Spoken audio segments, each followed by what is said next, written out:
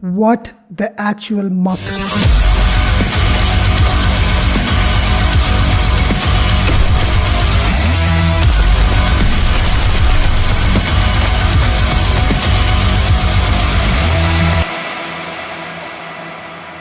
Muck is not a new game. It is made by a YouTuber Dani and was released back in January 2021. Back then most people were in quarantine so they couldn't see the light of the day. I think that's why he added this huge blinding sun that's turning my room into an operation theater.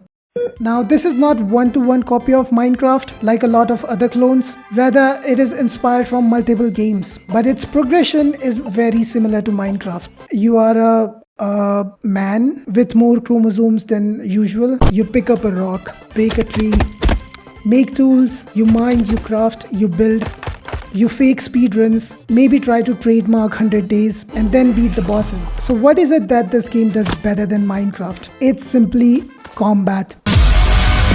But to talk about combat, we have to talk about after bashing rocks into trees and turning that wood into a crafting table, you can craft wooden tools. How Minecrafty. And similar to Minecraft, to progress from here, you need to upgrade your pickaxe to be able to mine higher tier ores. But in this game, you also need to upgrade your axes. The wooden axe can only chop down a normal tree, and you need different kinds of wood to make different pickaxes. The process of crafting weapons and tools is basically the same as Minecraft. You will need a furnace to convert ores into bars, but to craft an armor or weapons, you will need an anvil. So what about food? Can you farm crops in this game? Nope, you can't. Everything is already grown. You just need to collect them, and to cook them you need a cauldron. This is all the crafty stuff you can do during the day, because nighttime in this game is like what happens when you try to tell gender fluid people about your solid wood.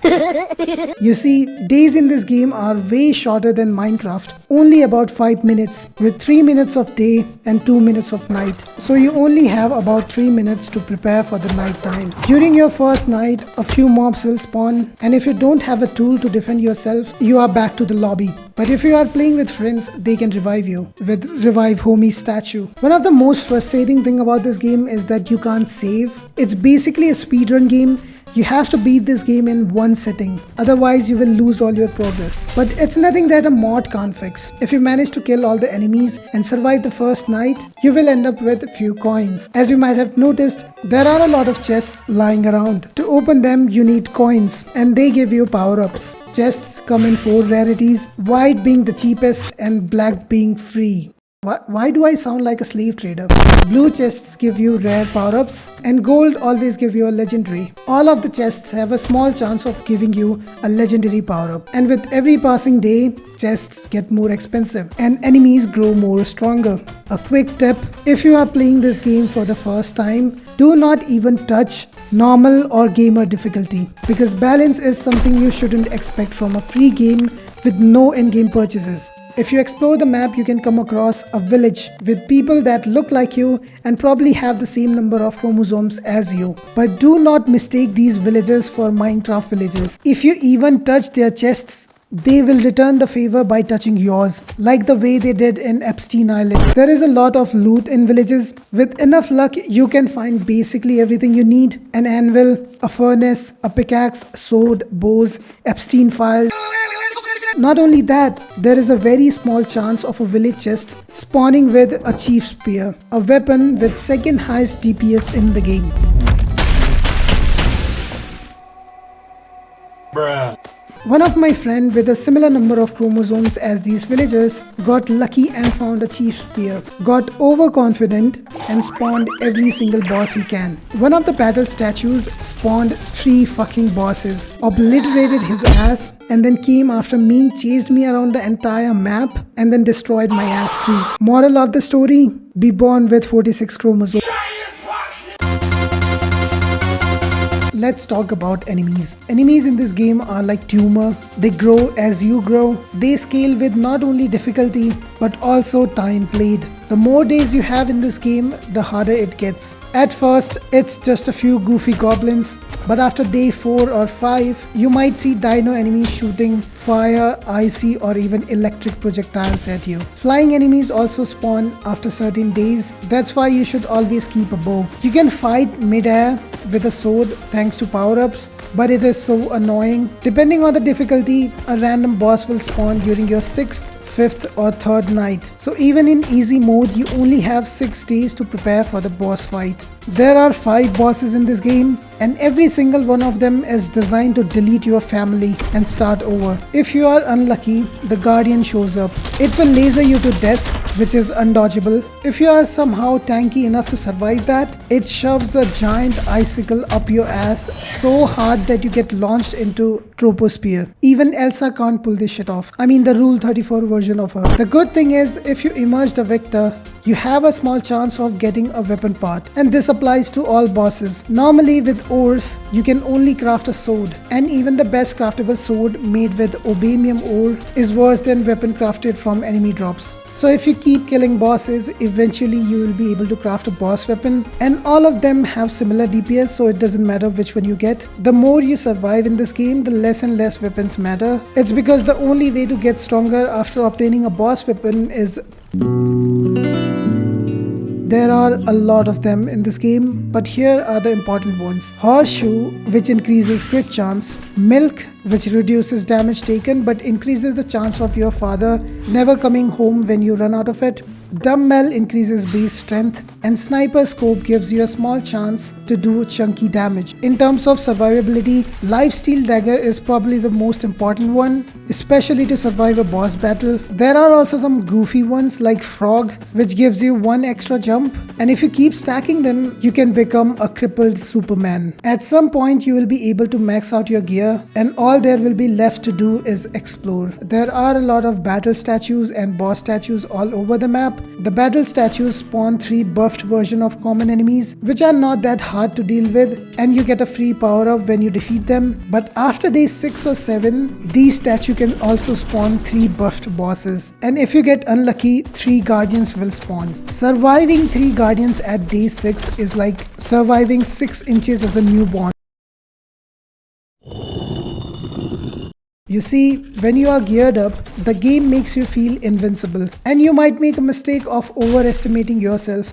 As PewDiePie once said, even a tree bows down when it grows bigger. Stop shooting my friend! What a fucking So instead of spawning 3 bosses and getting your ass beaten, I recommend you to fight boss statues instead after day 7 until you max out your gear, and when bosses start to feel like normal enemies, then you can go ahead and activate all the battle statues. The combat is so goddamn satisfying in this game because of the power-ups. In the beginning you are barely making it to the day, but eventually you will get faster. The faster you are, the harder you hit. You can fight mid-air.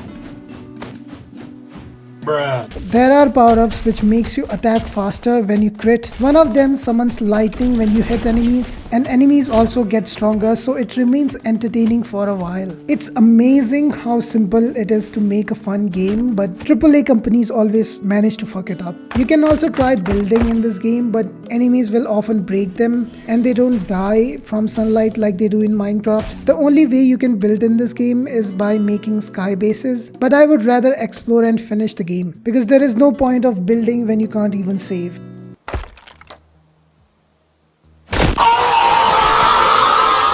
Now on to the main objective. By now you will probably have a map which shows the location of a ship. Upon arriving at the ship, you will find another map which will mark 5 crystals in your map. Every crystal is held by a guardian, so you'll have to defeat 5 guardians and then repair the ship, which requires a lot of running back and forth, gathering materials you thought you don't need anymore. After repairing the ship, you can leave the island and go find One Piece. I'm joking. The water rises, completely submerging the island, and then you can face the final boss, Bob. It's a goofy dragon with goofy attacks. that's where the game ends. But instead of doing that, I chose to stay for a while. I suffered a lot and it was time for some payback. I wanted to see how powerful you can become and hopefully I can one-shot a boss. Around day 15, I was one-shotting normal enemies and was able to easily defeat bosses. But 3 bosses is where I was struggling. To get stronger from here, I needed dumbbells, which increases your base damage just like in real life. And I also needed a bow because these enemies are so fucking annoying to deal with. Luckily, an enemy dropped an ancient bone, which can be used to make an ancient bow, the best bow in the game. It consumes 1 arrow and shoots 3 of them. Day 23 is where I made chunkium armor. Ironically enough, it's not the chunkiest armor in the game. In fact, it's weaker than the 2 other armors, but the upside is it gives you more reach. On the same day, I made chunkium hammer, which has the highest damage per hit, but it's slow. Like me. On day 29, I got Chief Spear, which is better than my current weapon, Grok Sword. It also has more reach. But just the next day, I got Guardian's D, which can be used to craft Night Blade, the best sword in the game. In terms of DPS, it's not that much better from the Chief Spear. Probably not even worth upgrading, but I wanted to try it. At this point, I was destroying every single boss, not because of the sword, but because of the Bulldozer. It's a power-up which gives you a chance to knock back enemies, which also stuns them. And when they are stunned, they can't attack you. This completely paralyzes them and they become a bullet sponge. I was also running out of chests to open, but that wasn't a problem. Remember the save mod I talked about? It's not perfect, it's better than perfect. When you save your game and come back, all the chests and statues will be respawned. But isn't that cheating? I don't think so. Because remember, chests are getting expensive every day, so I still had to grind to open them. Around day 40, I realized the best way to get a one-shot build is to collect sniper scopes, as many as I can. It gives you a small chance to do chunky damage. Regardless of that, it wasn't even close to one-shotting the boss. The most damage I have done so far is around 10k per hit, and the weakest boss has 16k HP, and their health bar is keep getting bigger every day. Day 46, I finally figured it out. I one-shotted a boss with around 40k HP. You might have noticed he's missing a tiny bit of HP. That's a glitch. Trust me, don't worry about that. So how do I do it? There is a lot going on here. First, I have 54 dumbbells, which increases my damage by a lot. And then 58 horseshoe, which means I always crit. Then I have 18 sniper scopes, which means I have a very high chance to deal chunky damage. More scopes doesn't mean more damage, just higher chance. 20 enforcer, which increases my damage based on how fast I am. And lastly, 16 wings of glory, which makes me deal more damage when I'm falling. Combining all these makes you like a Saudi government. You just point finger and it never even existed. You can go even further by lowering your HP, which activates the berserk and adrenaline buffs. That's all this game has to offer. For a free game, it's 10 out of 10. You should definitely play it with friends. Thanks, have a nice day, and goodbye.